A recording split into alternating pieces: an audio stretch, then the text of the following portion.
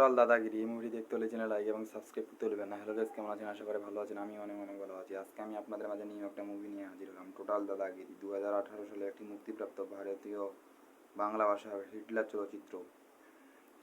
চলচ্চিত্রটি জয় এবং জোনাকির নামে দুই কলেজ পড়ুয়া ছাত্রের এক কিশোরীর প্রেমের গল্প।